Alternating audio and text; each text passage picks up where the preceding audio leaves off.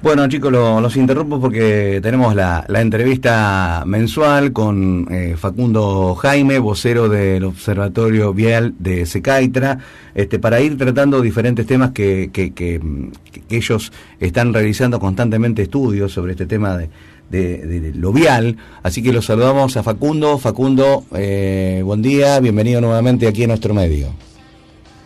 Buenos días para ustedes también, acá muy bien. Bueno, Facundo, han realizado un estudio que corresponde a que 7 de cada 10 jóvenes usa la aplicación para captar radares. Contanos un poco acerca de este estudio que han realizado ustedes.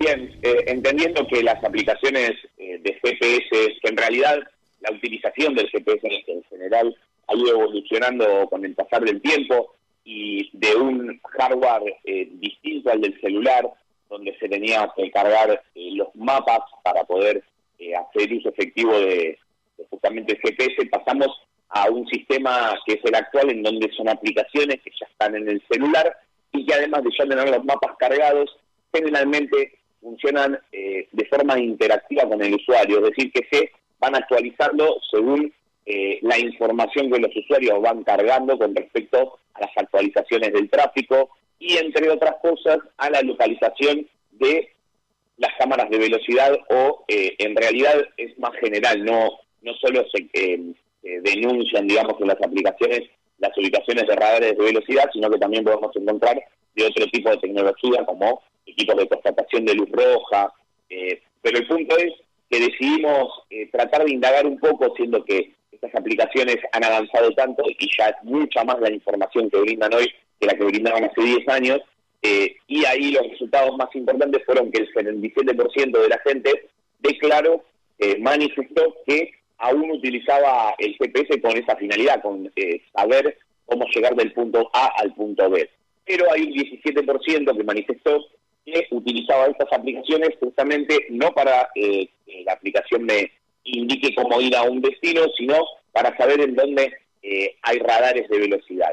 La realidad es que no hay nada de ilegal, no hay nada de malo en ese comportamiento. Uh-huh. Lo que sí estaría mal es si hacemos uso de esta información que nos brinda el GPS para, salvo en el lugar en donde está el radar, en donde voy a pasar a la velocidad precautoria para que no me hagan una infracción, si luego el resto del tiempo en donde no estoy controlado, hago un desastre y ando a cualquier velocidad, ¿no? Eso es lo que está mal, saber en dónde están los radares, ni por vía de una aplicación, ni por la cartelería, que obviamente debe estar colocada, es ilegal ni irregular. Uh-huh. Esta información tiene que estar a disposición de los usuarios y no hay ningún tipo de problema con saberla. Uh-huh. Vuelvo a lo mismo. Sí. Lo malo, lo incorrecto, es hacer abuso de esa información y el resto del tiempo, en donde no me están controlando, andar a velocidades peligrosas e imprudentes. Claro, no permitidas por la ley.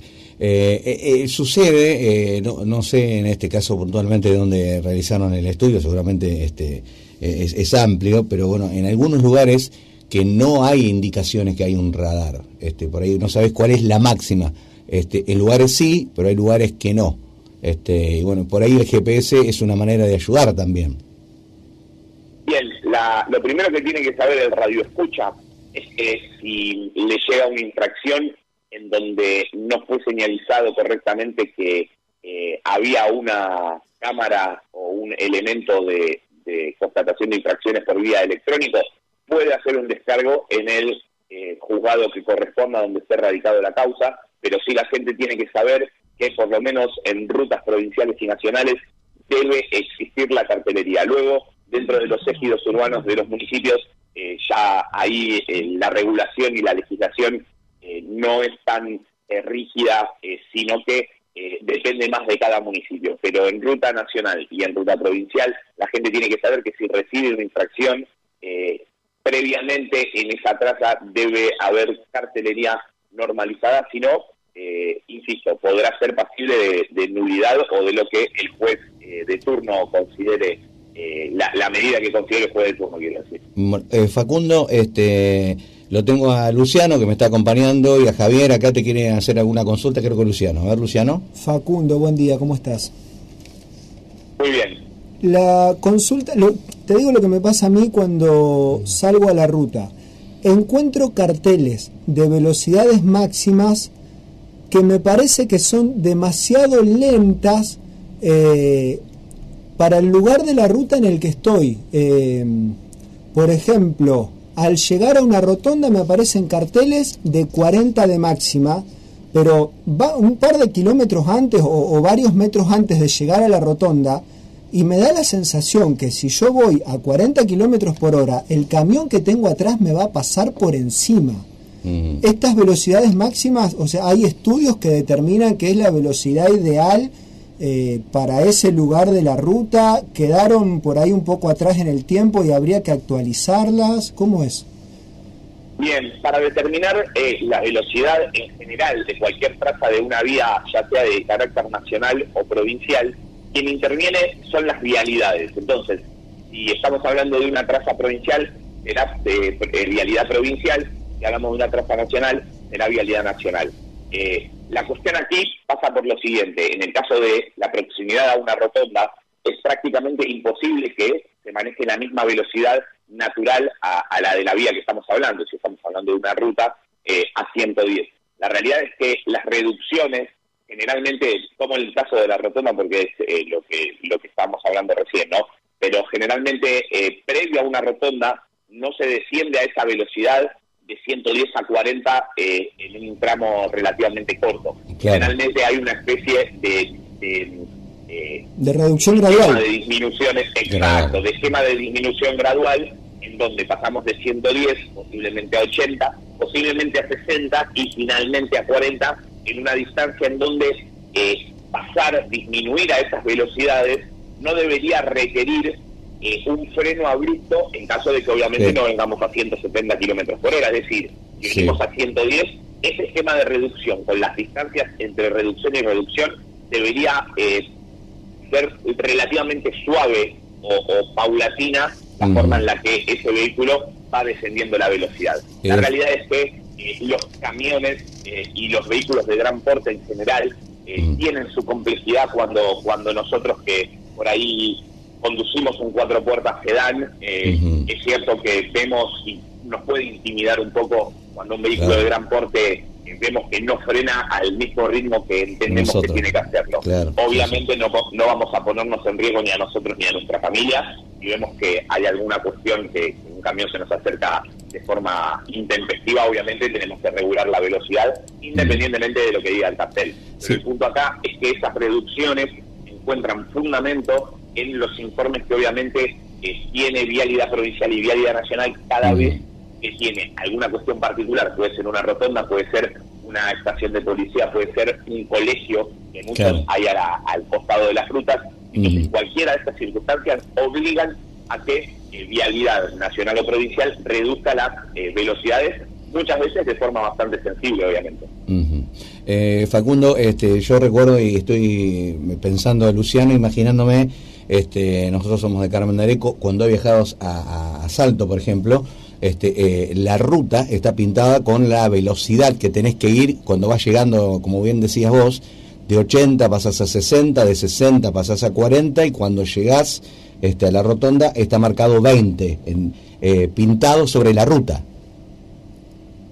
Bueno, ahí ya hay otra cuestión que es mucho más particular, que obviamente igual también habría que denunciar la situación, es no hay coincidencia entre la cartelería horizontal y la cartelería vertical. Eso sin duda presenta una anomalía y una problemática, porque obviamente la dualidad de mensajes en la cartelería, independientemente de generarnos confusión, y justo en esta traza tenemos alguna constatación de infracciones, probablemente el potencial infractor, el presunto infractor, no tendrá nada que hacer, porque obviamente no depende de él, sino de que han colocado erróneamente la cartelería. Hago un paréntesis más, perdón. La cartelería obviamente que va sobre el pavimento tiene aún más complejidades, porque en caso de que las vialidades modifiquen esa cartelería, tienen que, digamos, pintar el asfalto de vuelta. Entonces, quizá en el tiempo en donde se reconvirtió una velocidad, no hicieron a tiempo a modificar o cambiar o pintar o eliminar, digamos, la cartelería horizontal.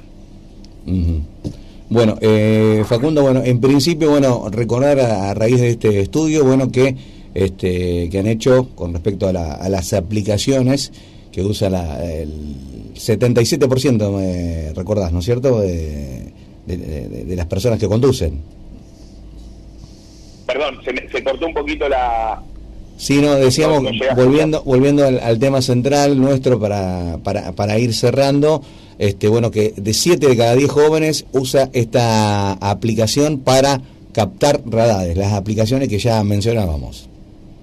Exactamente, como bien les decía, el resultado macro, digamos, nos dio que el 77% de la gente utiliza aún las aplicaciones de GPS para su finalidad original, mientras que del 17% que se manifestó que lo utilizaba para saber dónde estaban los radares, vimos con cierta sorpresa que de ese 17% eran la gran mayoría jóvenes, y de ese 17%, solo el 1% era mayor a los 50 años. Entonces, ahí vemos cómo las nuevas generaciones, los chicos menores, han quizá hecho uso y muchas veces obviamente abuso de la información que nos brinda el GPS, mientras la gente mayor a los 50 años, ese avance que han tenido las aplicaciones en donde se han puesto mucho más interactivas y han brindado mucha más información, quizá la gente de 50 años aún no se ayornó a estos nuevos usos, y la realidad es que sigue utilizándolo como antiguamente era. Déjame hacer una última reflexión con respecto al uso del GPS, que hay 2 artículos específicos en la ley nacional que prohíben la utilización de pantallas de gran porte y sistemas de comunicación asistida, o sea, manos libres. ¿Esto qué quiere decir? Que si vamos a utilizar el GPS y vamos con un acompañante, quien debe manipularlo es el acompañante. Si vamos a utilizarlo de forma, digamos, solos, si vamos a manejar solos, antes de poner en marcha el vehículo tenemos que colocar la dirección. El GPS debe ir en un soporte, no podemos sostenerlo en la mano 400 kilómetros, porque vamos a tener, además de la limitación visual y auditiva, una limitación motora y muy posible cognitiva, porque vamos a tener que estar mirando, prestando atención a la pantalla, escuchando las indicaciones y sosteniéndolo. Claro, está bien.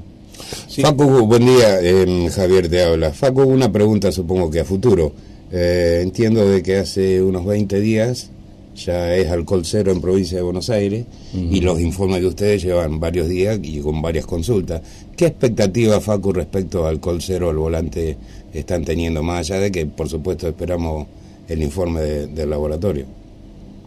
Sí, seguramente se irán publicando informes trimestrales y cuatrimestrales, dependiendo el organismo que lo analice. Seguramente habrá resultados, y la expectativa sin duda es altísima, no por una cuestión de digamos, sin justificación. La realidad es que la alta expectativa no tiene otra causa que la comparación lógica con el resto de los países de la región que han adoptado normas de esta naturaleza. Tanto Uruguay, tanto Brasil, tanto Paraguay, en los 2 años siguientes a las sanciones de su ley cero, con obviamente diferentes bemoles y diferentes tonalidades, han manifestado marcadas disminuciones en su accidentología, en las víctimas fatales que se registraron por año. Entonces, claramente viendo estos casos activos, la expectativa es de lo más alta, porque insisto, estamos a la expectativa de ver cuánto se baja, no si se baja o no. Entonces nos da un muy buen panorama. Y viendo el informe de ustedes de hace algún tiempito atrás, bueno, creo que eso terminó de decidir a los diputados, senadores, terminó de decidirlos para que aprueben esta ley. Para que aprueben esta ley, así que por ese lado felicitaciones. Muchas gracias, y estamos a la espera también de que se sancione la ley finalmente a nivel nacional, y también obviamente a diferencia de la ley provincial, va a modificar también cuestiones del Código Penal. Obviamente los códigos de fondo no pueden ser modificados por leyes provinciales, ¿no? Por eso la provincial de alcohol cero, si bien es muy muy importante, no llega a tener la relevancia que tendrá la nacional, que seguramente será sancionada en los próximos días / semanas. Sí, señor. Facundo, te agradecemos por tu tiempo, un abrazo, y estamos comunicándonos brevemente. Saludo grande, seguramente estaremos en comunicación, que tengan un buen fin de semana, saludos. Igualmente. Bueno, Facundo Jaime, vocero del Observatorio Vial de Secaitra, que habitualmente mes a mes está con nosotros comentándonos acerca de los importantes estudios que realizan a través de esta entidad.